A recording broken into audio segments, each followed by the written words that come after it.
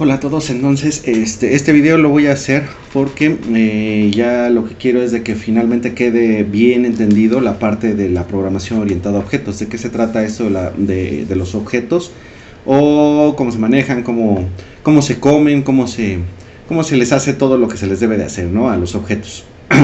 Porque algunos todavía, yo me imagino que todavía tienen algunas dudas de cómo manejar los objetos o de qué se trata esto de la programación orientada a objetos. Y pues es bastante comprensible porque en general siempre lo que se les ha enseñado es la programación estructurada, y ya meterse un poco más a programación orientada a objetos, eso muchas veces lo dejan para la gente que estudia sistemas computacionales, ese tipo de cosas, ¿no? Pero ya en ese momento es bastante indispensable pues aprender esta parte, ¿no? De la programación orientada a objetos. Entonces, bueno, como verán, esto va a ser trabajar bajo presión nivel leyenda. No se quita.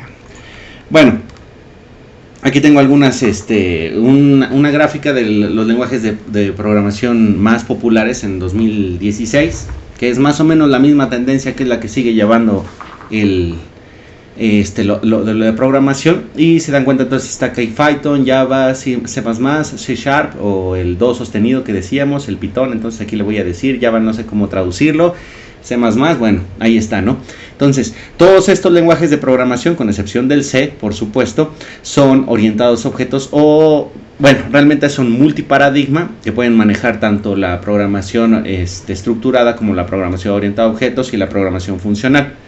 Ahora, muchos me dirán, ¿a qué demonios, de qué demonios me estoy refiriendo cuando estoy diciendo de esta parte?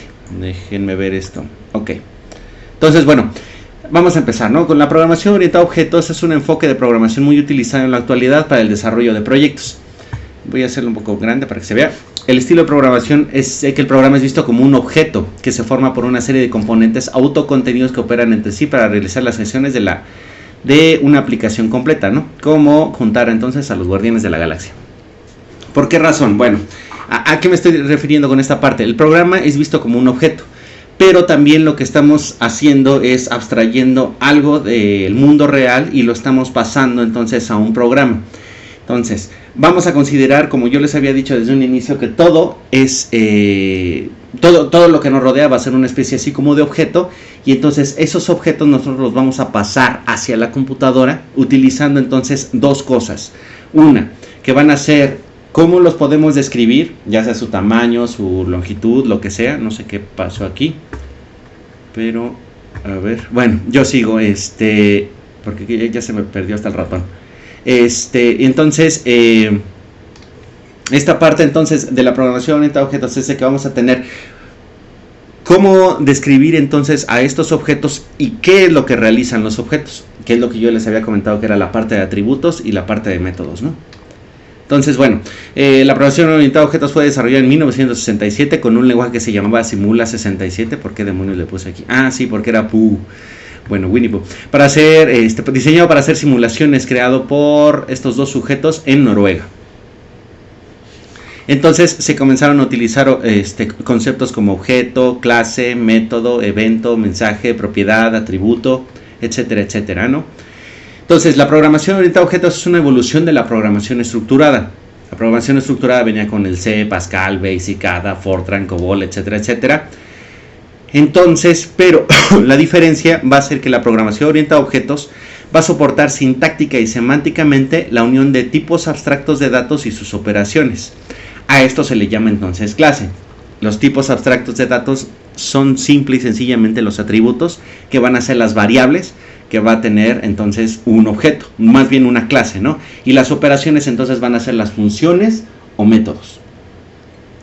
Toman todos estos nombres, ¿no? Yo les había comentado, entonces funciones se maneja mucho en C, en programación estructurada, también se maneja en el Python, pero en métodos también se les llama así en C Sharp o en C++, o también en Java.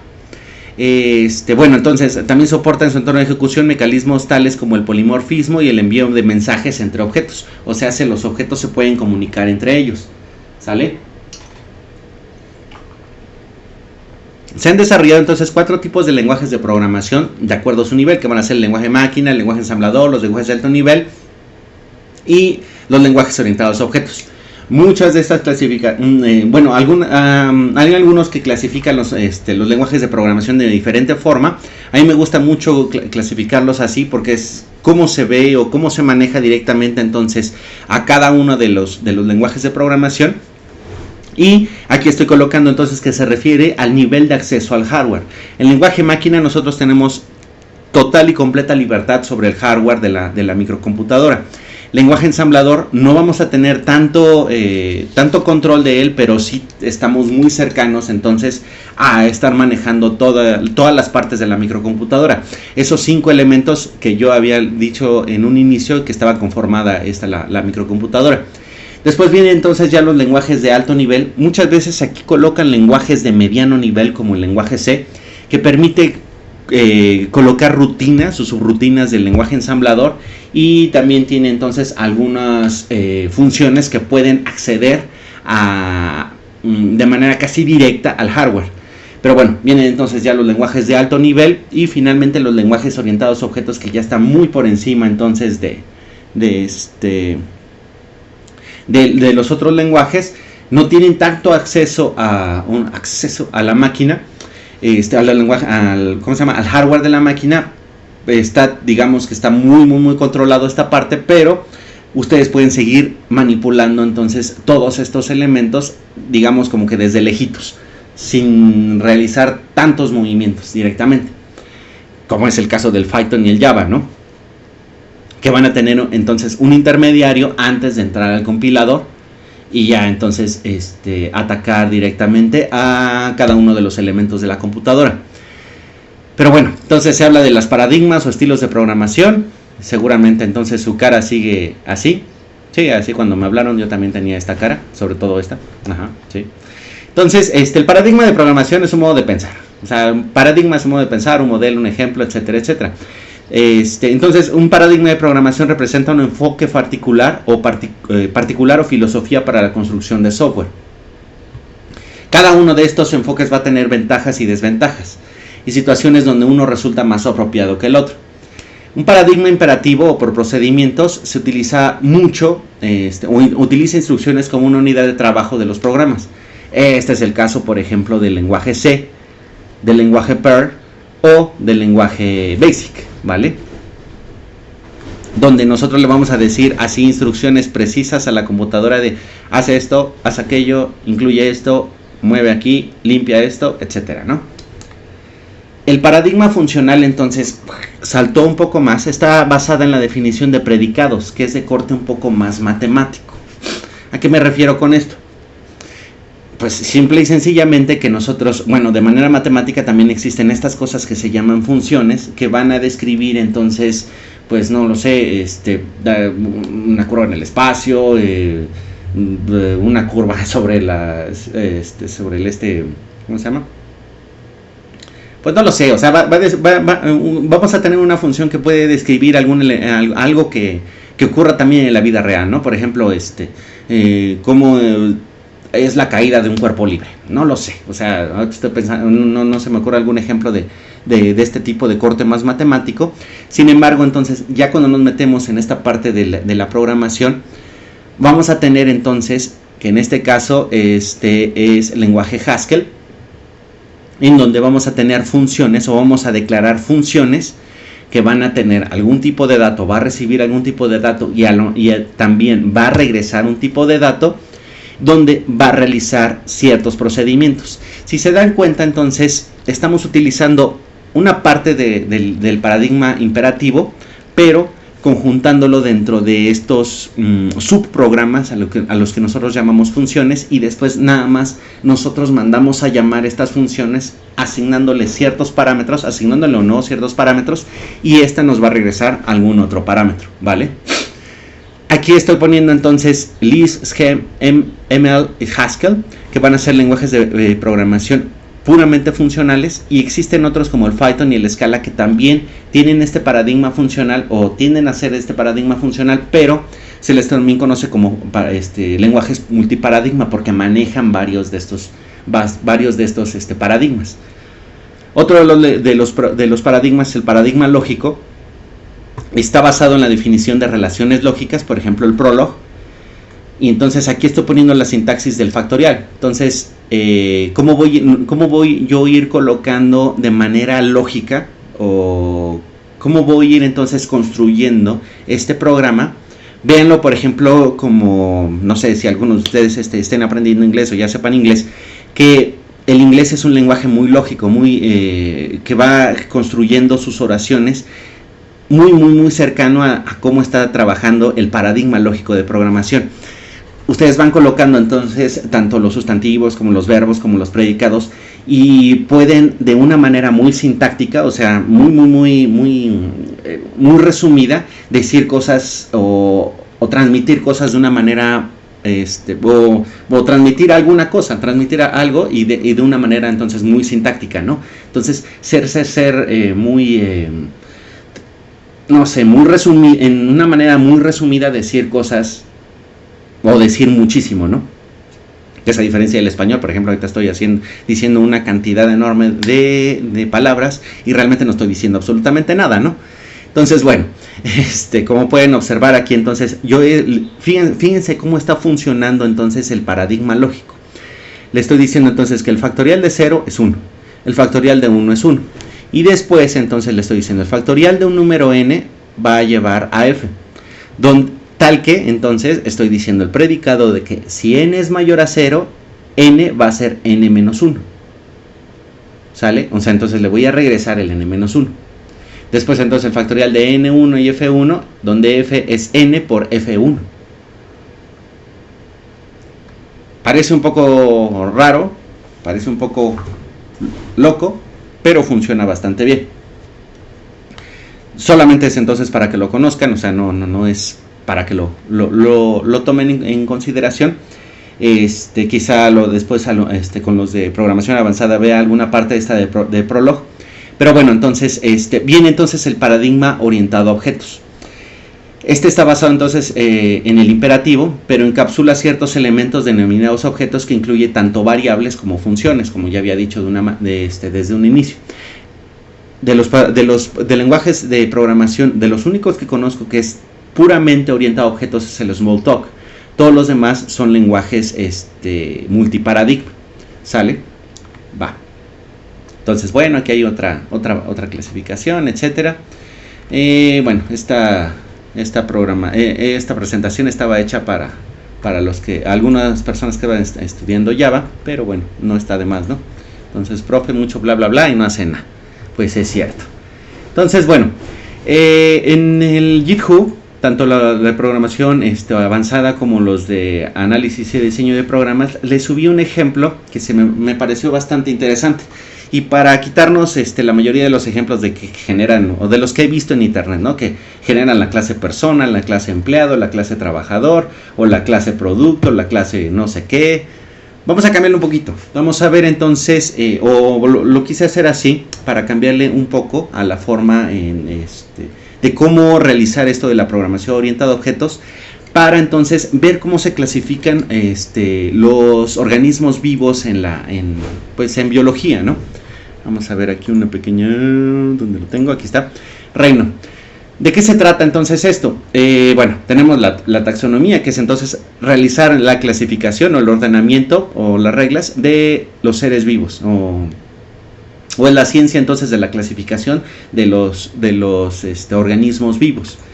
Siguen entonces un árbol filogenético, se ha realizado una cantidad enorme entonces de investigación sobre esto, y sobre todo por la genética que ha venido trabajando bastante para el apoyo de esta parte, como pueden ver aquí, ¿no? Entonces bacteria, arcaria, eucaria, sobre todo el coronavirus, que los virus son otra cosa bastante diferente, que no se sabe si están vivos o no, que para mí podría decir que sí, pero bueno, es nada más apreciación mía.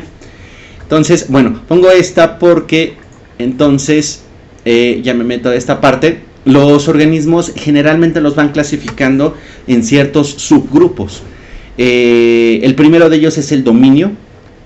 Después vienen los reinos, después filo, división, clase, orden, familia, género, especie, e incluso se puede llegar a hablar de raza. Esto revísenlo bastante, hay bastante información en Wikipedia, está bastante bien.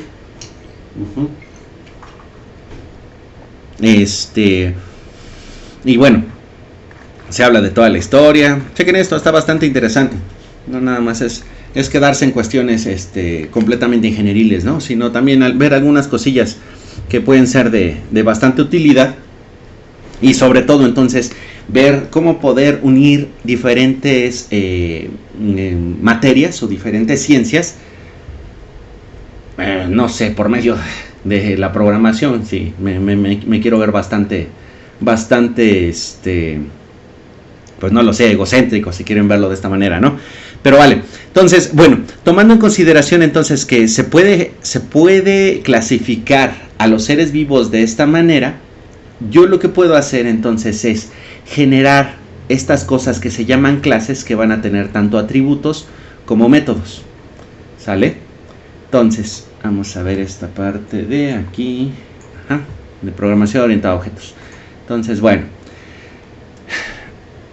uno de los conceptos entonces de la programación orientada a objetos es la abstracción de datos. Esta va a ser la capacidad de crear tipos de datos definidos por el usuario. Es una definición de tipo que incluye datos y funciones, o sea, atributos y métodos, como siempre, ¿no?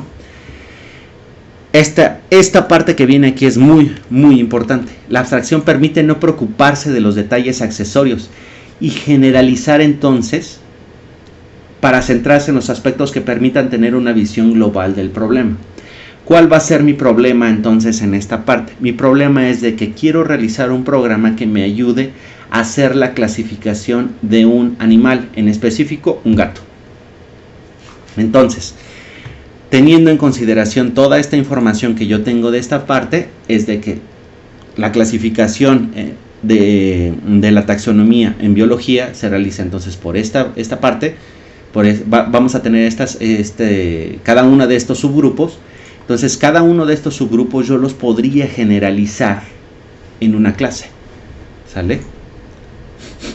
Entonces, la clase es una agrupación de datos, variables y de funciones, métodos que operan sobre estos mismos datos. A estos datos y funciones pertenecientes a una clase se les denomina variables, métodos o funciones miembro.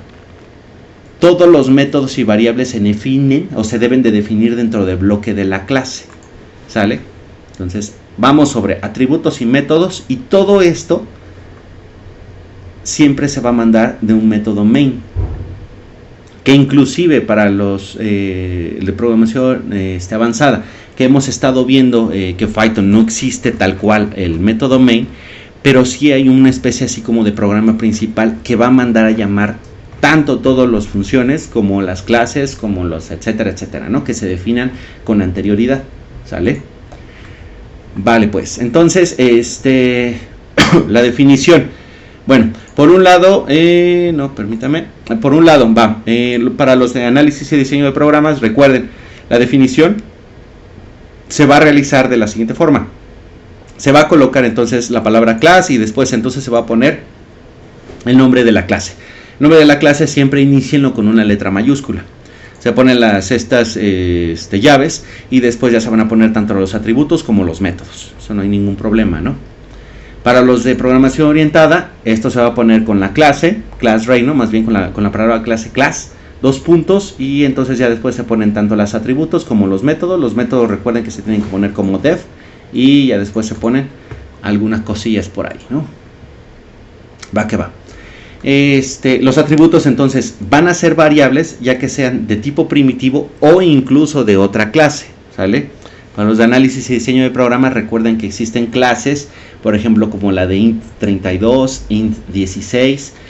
La clase string también, más bien la variable string no es una variable nativa o primitiva, sino que es una variable de clase, ¿va?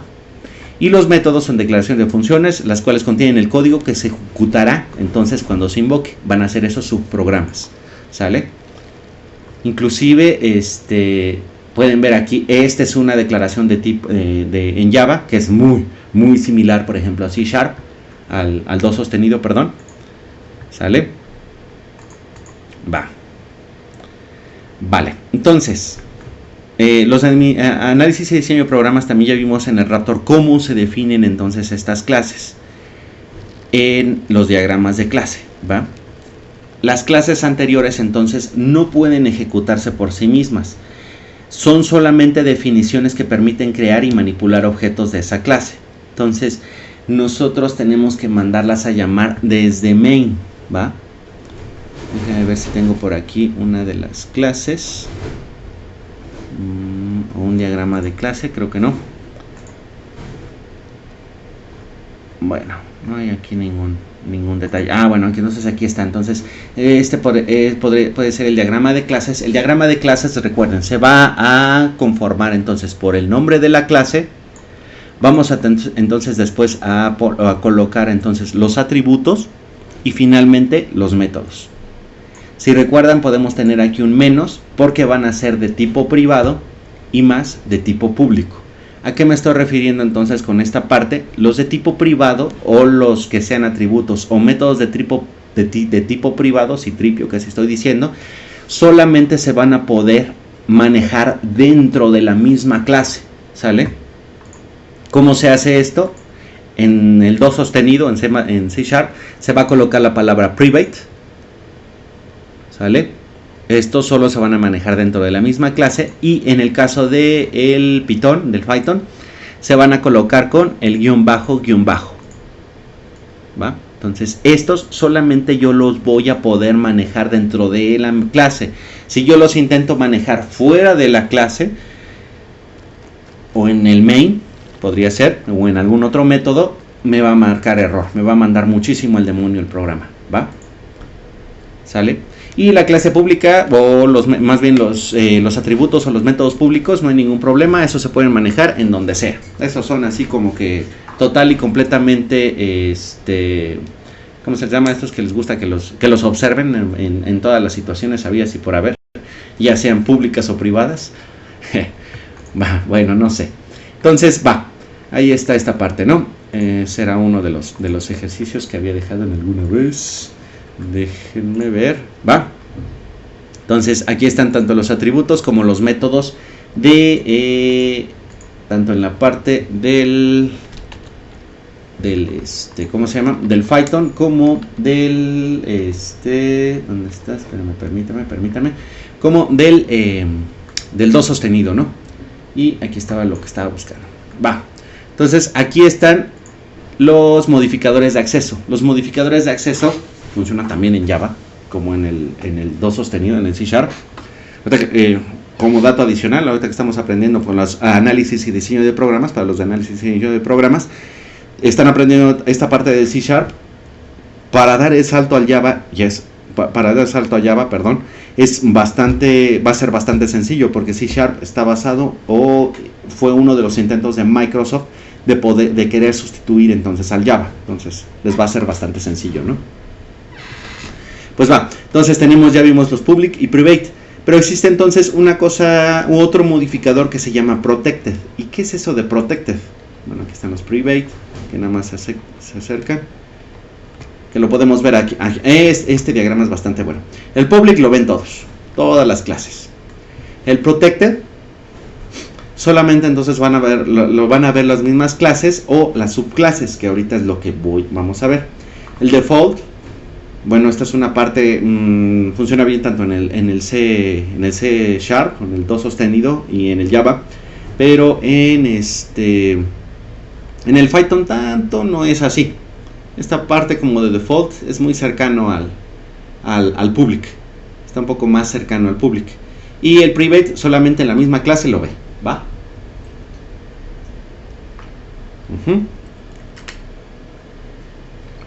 Vale, ese diagrama me gusta bastante. Bueno, protected. ¿De qué me estoy refiriendo entonces con el protected? Bueno, para hablar entonces del protected, necesito ver una cosa que se llama herencia. ¿Qué es esto de herencia? Bueno, esta es otra de las habilidades o de las propiedades que tiene el C++, perdón, el C++, la programación y todo objetos, se me fue la onda, de que nosotros vamos a generar entonces una clase que va a tener tanto sus atributos como sus métodos, que podemos entonces nosotros reutilizar en otras clases. Por ejemplo, este es un ejemplo así clásico. y aquí ya le moví de más, donde tenemos la clase vehículo. Va a tener unos ciertos atributos, unos ciertos métodos, y además entonces vamos a poder generar una clase que se llame taxi o una clase que se llame autobús, que va a tener, bueno, cada uno de estos va a tener sus atributos y métodos en específico, pero también cada uno de ellos va a tener un atributo, todos los atributos o todos los métodos de esta clase. Bueno, no todos, puede ser algunos, ¿no? Solamente. ¿Va? Porque el vehículo, bueno, tiene matrícula, tiene modelo, tiene potencia en caballos de fuerza, pero el taxi, además de tener estos datos, va a tener un número de licencia. El autobús a lo mejor tiene todos estos datos, pero también va a tener el número entonces de plazas o el número de asientos disponibles. ¿Sale? Este es un mecanismo que sirve entonces para definir objetos basados en otros ya existentes. Esto entonces nos permite reutilizar muchísimo código. Y como ya les había comentado, ya actualmente para generar programas se requieren de grupos de trabajo que sean relativamente grandes. Puede ser de 3, 4, 5 personas o incluso hasta de 400 personas. Entonces algunos subgrupos se van a dedicar a generar algunas clases en específico, y después otros grupos dentro de este mismo grupo de trabajo grande, van a poder reutilizar este mismo código o utilizar este código para generar otras clases, ¿va? Aquí está el ejemplo clásico entonces que les decía, de empleado, director, mantenimiento, informático, ejecutivo y comercial, etcétera, etcétera, ¿no? Entonces, esto, ¿cómo lo pensé aquí?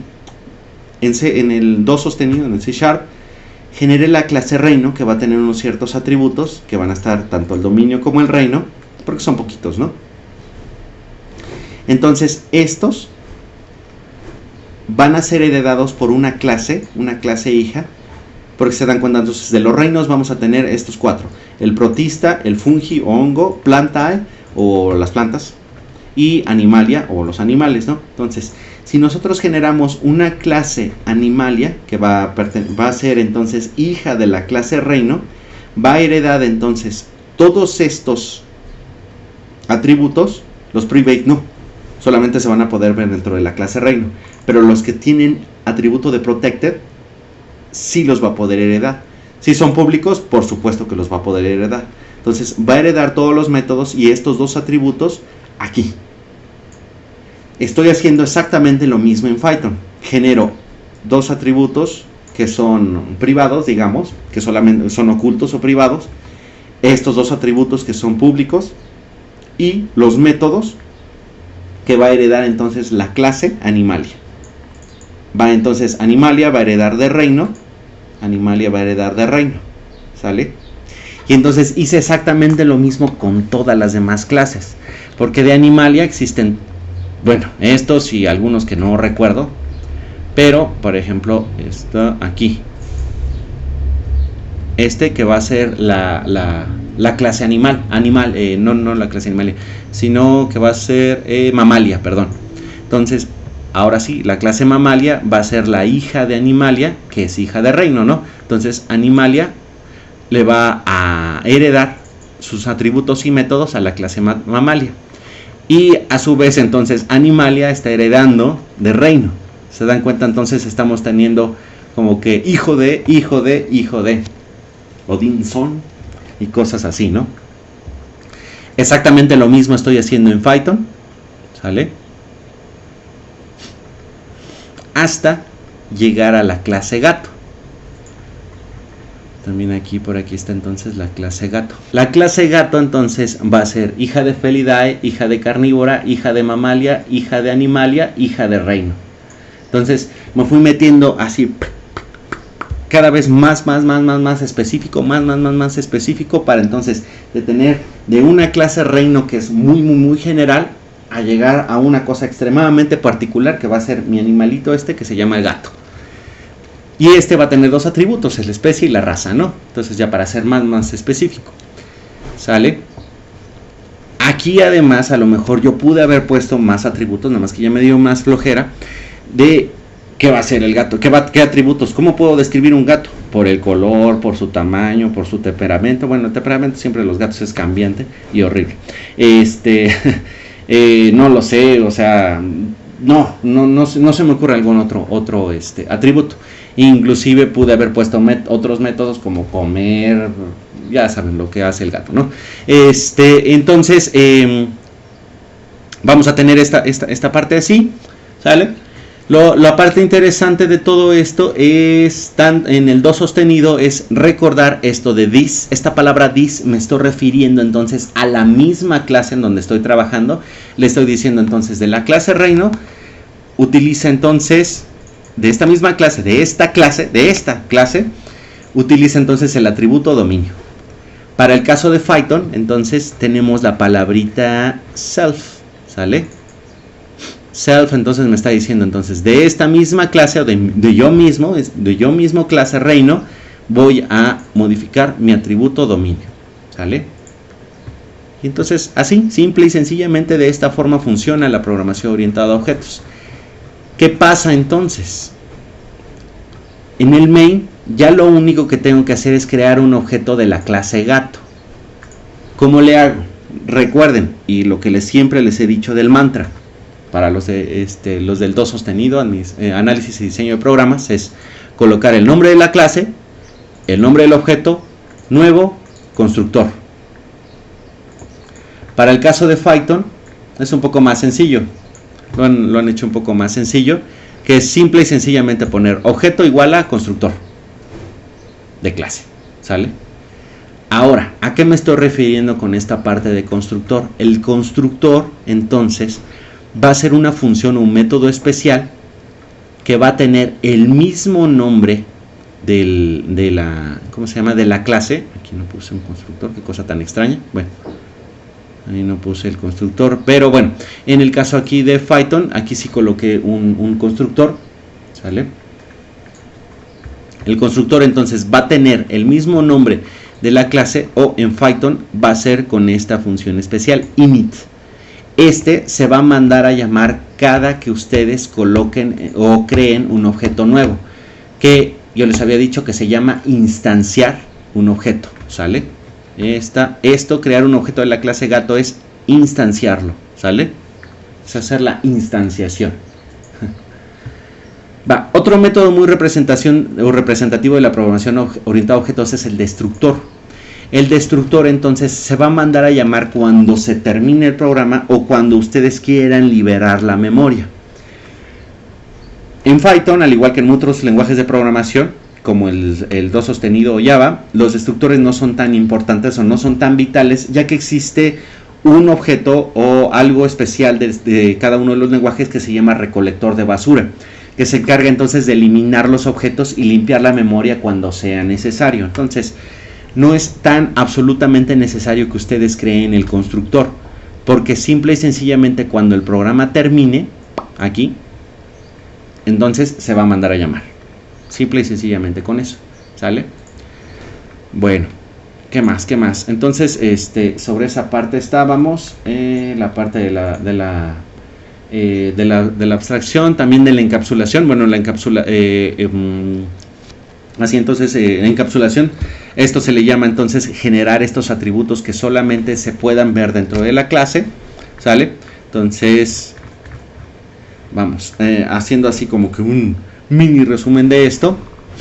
Una clase, entonces, va a ser una especie así como de subprograma, o donde se van a colocar entonces dos cosas especiales, tanto atributos que nada más van a ser variables, simple y sencillamente pueden ser variables primitivas como los enteros, los flotantes, los char, los caracteres, o también miembros de otra clase.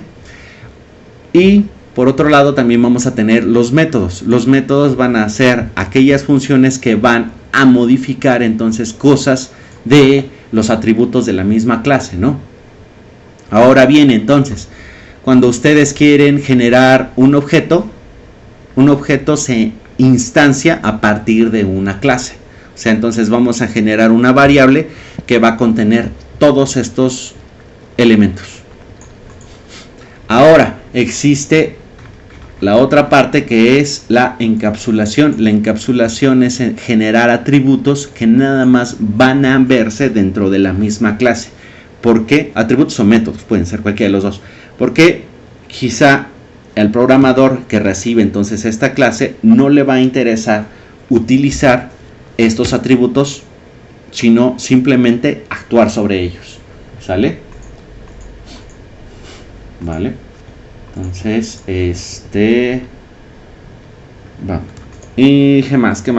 Entonces estaría esa parte y esa parte. Ya nada más entonces faltaría ver una parte del polimorfismo que con algunos de ustedes, bueno, creo que con todos los grupos ya he revisado un poco de ello, que el polimorfismo se trata nada más entonces de ver o de utilizar o redefinir funciones, ¿va? Que también creo que ya subí un ejemplo al GitHub. Y me parece que eso sería todo. Bueno, otra parte de la programación orientada a objetos es esta parte, ¿no? El tratamiento de excepciones. Bueno, muchas veces entonces nosotros podemos trabajar con programas en donde estos programas pueden presentar algún error. Por ejemplo, podemos hacer restricciones para que los usuarios simple y sencillamente no le piquen a cosas que no sean números cuando estamos esperando números, o no le piquen a los números cuando estén esperándole, cuando nosotros estamos en el programa esperando letras. Sin embargo, hay algunas cosas, que debería decir Fortran, hay algunas cosas que nosotros no podemos pensar al realizar el programa. O si nosotros generamos un algoritmo de tal forma que si colocamos entonces estas restricciones o hacemos que el programa se vaya por un cierto camino y cerramos otros que no son muy esenciales, necesitamos entonces una especie de instrucción que nos permita tratar estos errores o excepciones en el programa. Antiguamente esto no existía, pero los lenguajes modernos como el Java, el C++, el C# o el Python, se diseñó un mecanismo especial entonces para gestionar estos errores, que es el try catch, el try except, que ya nosotros entonces habíamos revisado, ¿no? Porque la propagación de errores se va a realizar entonces con estos pasos: una línea de código que genera o lanza una excepción, uno de los errores. Después va a venir un bloque que contiene esa línea de código y entonces el programa se va a abortar en ese punto. Si el bloque tiene un manejador para esa excepción, el manejador se ejecuta. El bloque ha capturado la excepción, catch, y la vida de la excepción finaliza entonces en este punto. Se realiza algo para controlar esa excepción. Si no hay manejador, entonces la excepción se propaga al bloque superior, que a su vez podrá capturar o dejar pasar la excepción. Sin embargo, entonces el punto 5 es bastante importante. Si la excepción alcanza el bloque principal, el main, y tampoco entonces se hace una captura de esa excepción, el programa va a finalizar con un mensaje de error y vamos a tener muchos usuarios enojados, ¿va? Esto va a tener entonces cierto grado de cómo hacer el tratamiento de excepciones. Recuerden, esto del tratamiento de excepciones, manéjenlo con bastante cuidado. A ver si es esto. Es así como que esta onda sería, ¿no? Esto se ha manejado desde que se desarrolló esto de la programación orientada a objetos. Si hay excepciones de usuario, errores, excepciones, y que pueden ser arrojadas y capturadas, ¿vale? Entonces deben tener mucho cuidado con esta parte, sobre todo cuando se manejan archivos, también en algunas operaciones matemáticas, por ejemplo, etcétera, ¿no? Eso pueden irlo también verificando, ¿vale? Bueno, eso creo que ya sería todo. Entonces ahí están los programas para que los revisen. Chequen muy bien entonces cómo funciona esto, cómo fui realizando entonces que fuera una de las clases hijas para colocar entonces esta parte de encapsulación, herencia. El programa nada más faltó un tanto a lo mejor de lo que es el polimorfismo, pero bueno, no encontré la forma de colocarlo dentro de este ejemplo, ¿vale? Pues bueno, entonces espero que haya quedado claro. Es uno de los videos más largos que voy a subir en el programa, pero va a funcionar para ambas materias. Y bueno, espero que ya haya quedado un poco más claro lo de la programación orientada a objetos. Saludos.